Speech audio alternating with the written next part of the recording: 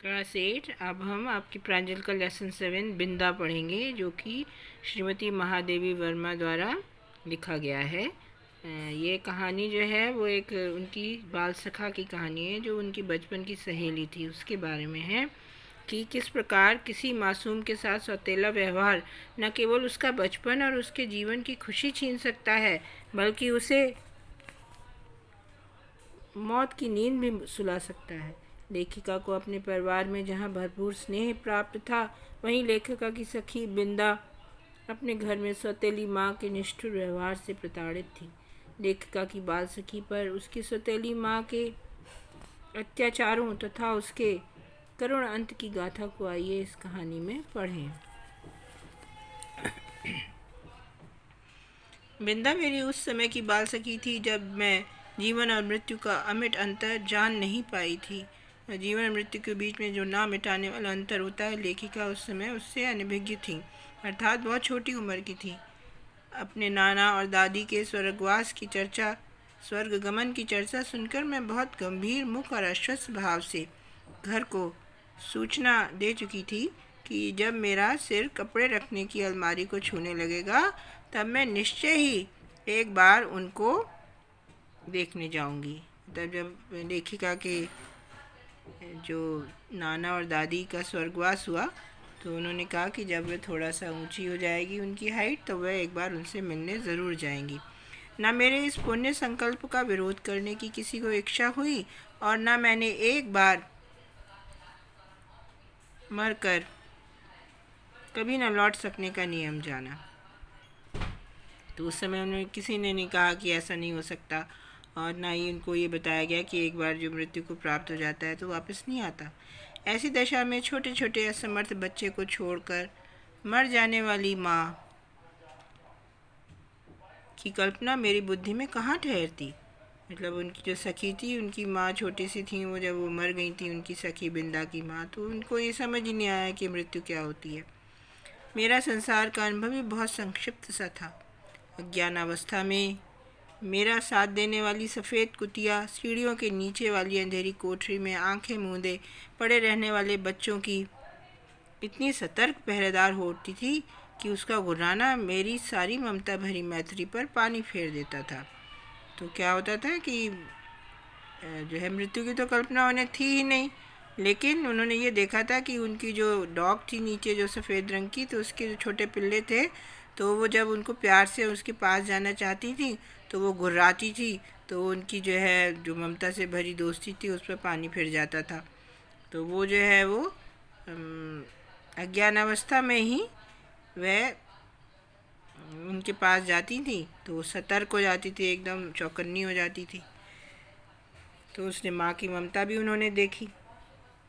भूरी प्यूसी भी अपने चूहे जैसे निसहाय बच्चों को तीखे पैने दांतों में ऐसी कोमलता से दबाकर ले जाती थी कि उनके कहीं एक दांत भी ना चुभ पाता था। ऊपर की छत के कोने पर कबूतरों का और बड़ी तस्वीर के पीछे गौरैया का जो घोंसला था, उसमें खुली हुई छोटी छोटी चोंचों और उनमें सावधानी से भरे जाते दानों और कीड़े मकोड़ों को भी मैं अनेक बार देख चुकी थी। बछिया को हटाते ही रंभा रंभा कर घर भर को यह दुखद समाचार सुनाने वाली अपनी श्यामा गाय की व्याकुलता भी मुझसे छिपी न थी। एक बच्चे को कंधे से चिपका और एक की उंगली पकड़े हुए जो भिखारिन द्वार द्वार फिरती थी, वह भी न तो बच्चों के लिए ही कुछ मांगती रहती थी। अतः मैंने निश्चय रूप से समझ लिया कि संसार का सारा कारोबार बच्चों को खिलाने, पिलाने, सुलाने आदि के लिए ही हो रहा है, और इस महत्वपूर्ण कर्तव्य में भूल ना हो, इसलिए यह काम माँ नामधारी जीवों को सौंपा गया है। और बिंदा के भी तो माँ थी, जिन्हें हम पंडिताइन चाची और बिंदा नई अम्मा कहती थी। वह अपनी गोरी मोटी देह को रंगीन साड़ी से सजे कसे चारपाई पर बैठकर फूले गाल और चपटी सी नाक के दोनों ओर नीले कांच के बटन सी चमकती हुई आंखों से युक्त मोहन को तेल मलती या दूध पिलाती रहती थी। तो इसकी जो सौतेली माँ थी बिंदा की, उनका वर्णन है ये कि वो गोरी थी, मोटी थी, और सजी धजी जो है बैठकर चारपाई पर अपने बच्चा जो था छोटा उनका मोहन नाम का, उसको तेल मलती थी या दूध पिलाती थी।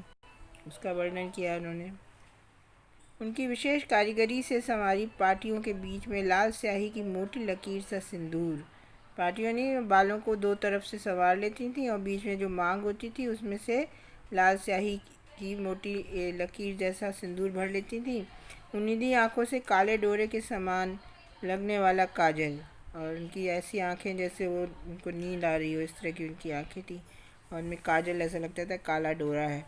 चमकीले कर्णफूल, कानों के जो उनके सोने के आभूषण थे चमकीले थे, गले की माला, नगदार रंग बिरंगी चूड़ियाँ ऐसी थी जिसमें नग लगे रहते थे, और घुंघरूदार बिछुए जिनमें घुंघरू थे मुझे बहुत भाते थे, क्योंकि ये सब अलंकार उन्हें मेरी गुड़िया की समानता दे देते थे। और ये सारा जो उनका श्रृंगार था उससे उनको अपनी गुड़िया याद आती थी। यह सब तो ठीक था, पर उनका व्यवहार विचित्र सा जान पड़ता था। सर्दी के दिनों में जब हमें धूप निकलने पर जगाया जाता था, गर्म पानी से हाथ मुंह धुलाकर मोजे जूते और ऊनी कपड़ों से सजाया जाता था और मना कर गुनगुना दूध पिलाया जाता था, तब पड़ोस के घर में पंडिताइन चाची का स्वर उच्च से उच्चतर होता रहता था, ऊंचे से ऊंचा हो जाता था। यदि उस गर्जन तर्जन का कोई अर्थ समझ में ना आता तो मैं उसे श्यामा के रंभाने के समान स्नेह का प्रदर्शन भी समझ सकती थी, परंतु उसकी शब्दावली परिचित होने के कारण ही कुछ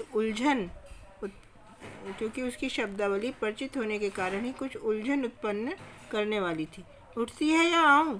ए बैल कैसे दीदे क्या निकाल रही है? दीदे माने आंखें। ए मोहन का दूध कब गर्म होगा? इन वाक्यों में जो कठोरता की धारा बहती रहती थी उसे मेरा अबोध मन भी जान ही लेता था। यानी वो बिंदा को चिल्ला कर इस तरह डांटा करती थी। कभी कभी जब मैं ऊपर की छत पर जाकर उस घर की कथा समझने का प्रयास करती, तब मुझे मैली धोती लपेटे हुए बिंदा ही आंगन से चौके तक फिरकनी सी नाचती दिखाई देती। फिरकनी होती है ना, जो गोल गोल घूमती रहती है, ऐसा एक तरह का खिलौना होता है। तो वो देखती थी कि गंदी सी उस धोती लपेटे हुए बिंदा बेचारी घर से आंगन से अपने आंगन से चौके तक भागती फिर रही है। उसका कभी झाड़ू देना, कभी आग जलाना, कभी आंगन के नल से कलसी में पानी डालना, कभी नई अम्मा को दूध का कटोरा देने जाना मुझे बाजीगर के तमाशे जैसा लगता था, क्योंकि मेरे लिए तो वे सब कार्य असंभव से थे। पर जब उस विस्मित कर देने वाले कौतुक की उपेक्षा कर पंडिताइन चाची का कठोर स्वर गूंजने लगता, जिसमें कभी कभी पंडित जी की घुड़की का पुट भी मिला रहता था। यानी कि उनके पिता जो थे वो भी उसे डांटते थे, घुड़कियाँ ने डांटते रहते थे। तब न जाने किस दुख की छाया मुझे घेरने लगती थी। मैं एक भी काम नहीं करती और रात दिन ऊधम मचाती थी, पर मुझे तो माँ ने कभी ना बाहर जाने की आज्ञा दी और ना आंखें निकाल लेने का भय दिखाया। एक बार मैंने पूछा भी, क्या पंडिताइन चाची तुम्हारी तरह नहीं है? माँ ने मेरी बात का अर्थ कितना समझा यह तो पता नहीं। उनके संक्षिप्त हैं से ना बिंदा की समस्या का समाधान हो सका और ना मेरी उलझन सुलझ पाई। संक्षिप्त माने छोटा सा उन्होंने कहा है, तो वो उससे उन्हें समझ नहीं आया कि इसका क्या तात्पर्य है, क्योंकि उनकी माँ तो बहुत स्नेहमयी थी माता पिता, और बिंदा के माता पिता बहुत ही कठोर थे उसके प्रति। अब जब सौतेली माँ आ जाती है तो पिता का स्नेह भी जो है वो सूख जाता है, तो वो दोनों ही की तरफ से उसको जो है प्रताड़ना मिलती थी। बिंदा मुझसे कुछ बड़ी रही होगी, परंतु उसका नाटापन देखकर ऐसा लगता था मानो किसी ने ऊपर से दबाकर उसे कुछ छोटा कर दिया हो।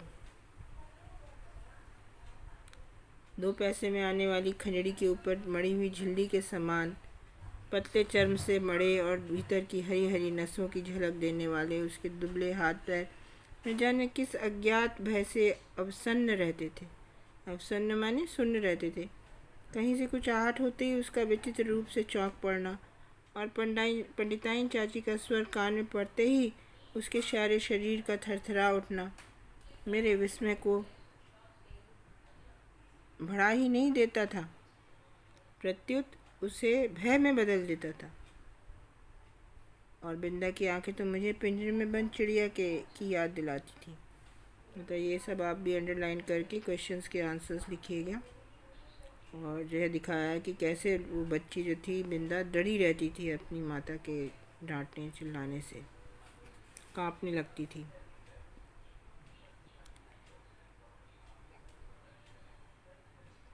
एक बार जब 2-3 करके तारे गिनते गिनते उसने चमकीले तारे की ओर उंगली उठाकर कहा, वह रही मेरी अम्मा। तब तो मेरे आश्चर्य का ठिकाना ही न रहा। क्या सबकी एक अम्मा तारों में होती है और एक घर में? पूछने पर बिंदा ने अपने ज्ञान कोश में से कुछ कण मुझे दिए और तब मैंने समझा कि जिस अम्मा कोई ईश्वर बुला लेता है वह तारा बनकर ऊपर से बच्चों को देखती रहती है, और जो सज धज के घर में आती है वह बिंदा की नई अम्मा जैसी होती है। मेरी बुद्धि सहज ही पराजय स्वीकार करना नहीं जानती। इसी से मैंने सोचकर कहा, तुम नई अम्मा को पुरानी अम्मा क्यों नहीं कहती, और फिर ना वह नई रहेंगी और ना ही डांटेंगी। बिंदा को मेरा उपाय कुछ जचा नहीं, क्योंकि वह तो अपनी पुरानी अम्मा को खुली पालकी में लेटकर जाते और नई को बंद पालकी में बैठकर आते देख चुकी थी। अतः किसी को भी पदच्युत करना उसके लिए कठिन था। पदच्युत मतलब उनको उनके पद से हटाना। तो उनकी पुरानी अम्मा तो अर्थी पे चली गई थी मृत्यु को प्राप्त होकर, और नई अम्मा ब्याह करके पालकी में बैठ के आ गई थी। तो अब वो कैसे उनको बदलती। पर उसकी कथा से मेरा मन तो सचमुच आकुल हो उठा। अतः उसी रात मैंने माँ से बहुत अनुनय पूर्वक कहा, अनुनय मतलब एक तरह से रिक्वेस्ट करते हुए कहा, तुम कभी तारा ना बनना, चाहे भगवान कितना ही चमकीला तारा बनावे। माँ बेचारी मेरी विचित्र मुद्रा पर विस्मित होकर कुछ बोल भी न पाई थी कि मैंने अकुंठ भाव से अपना आशय प्रकट कर दिया। नहीं तो पंडिताइन चाची जैसी नई अम्मा पालकी में बैठकर आ जाएगी और फिर मेरा दूध बिस्कुट जलेबी सब बंद हो जाएगा और मुझे बिंदा बनना पड़ेगा। माँ का उत्तर तो मुझे स्मरण नहीं, पर इतना याद है कि उस रात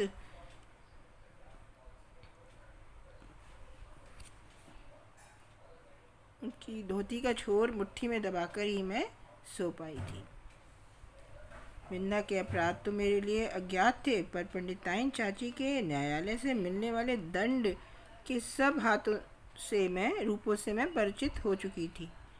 गर्मी की दोपहर में मैंने बिंदा को आंगन की जलती धरती पर बार बार पैर उठाते और रखते हुए घंटों खड़े देखा था। चौके के खंभे में दिन भर बंधा पाया था और भूख से मुरझाए मुख के साथ पहरों नई अम्मा और खटोने में सोते मोहन पर पंखा झलते देखा था। उसे अपराध का ही नहीं, अपराध के अभाव का भी दंड सहना पड़ता था। इसी से पंडित जी की थाली में पंडिताइन चाची का ही काला मोटा और घुंघराला बाल निकलने पर भी दंड बिंदा को मिला। मतलब ये था कि हर समय तो वो काम करती रहती थी और जो उससे अपराध नहीं होता था उसकी भी सज़ा उसे भुगतनी पड़ती थी। तो कभी खाने में बाल निकल आता था उसकी नई अम्मा का, तो सज़ा उसको मिलती थी।